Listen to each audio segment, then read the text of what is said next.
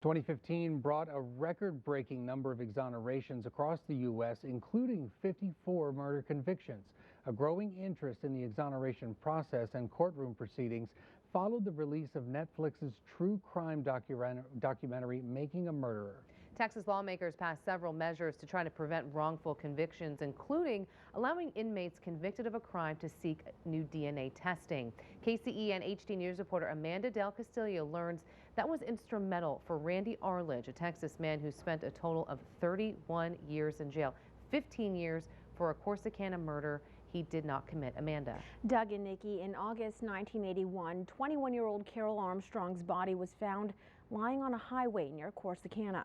She had been stabbed 48 times and raped. For more than 2 years, the case went unsolved, but in March 1984, Randy Arledge was convicted for Armstrong's murder and was sentenced to 99 years in prison.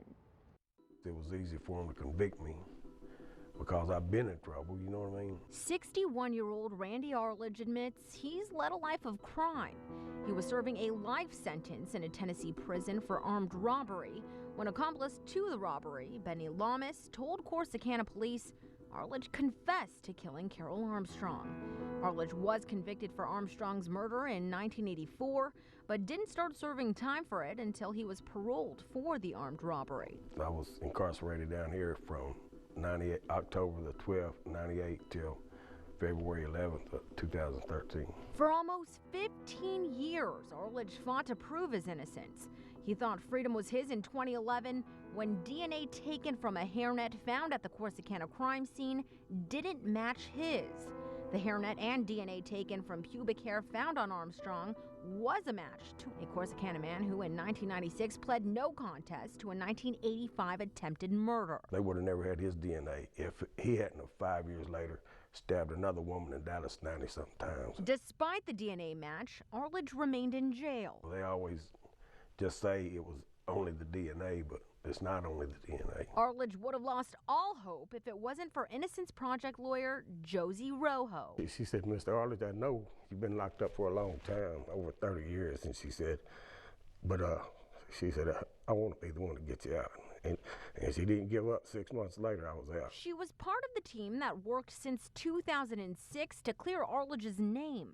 The group ultimately got Lamas, the man who pinned the murder on Arledge, to admit his testimony was a lie.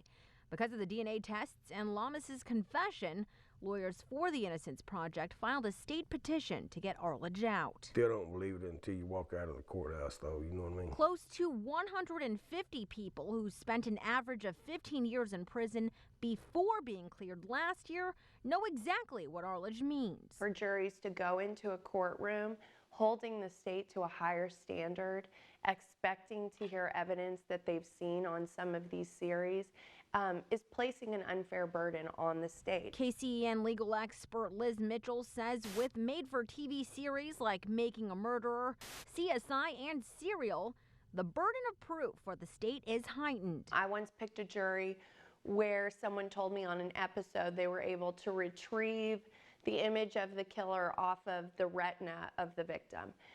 That technology does not exist. What is real? The years Arledge spent behind bars for a crime he did not commit. So all of the past or whatever you go through, there's a lot of regrets and a lot of things you wish you could have been there for, you know, and done. But when it's all over with, all of that turned into all this, you know.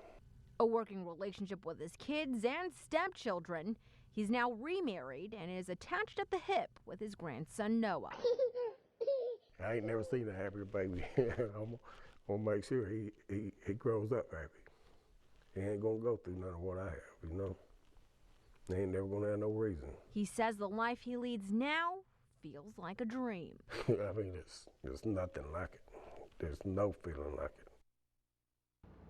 Arledge is still on parole for the armed robbery. He became the 118th person in Texas state courts to have his conviction overturned.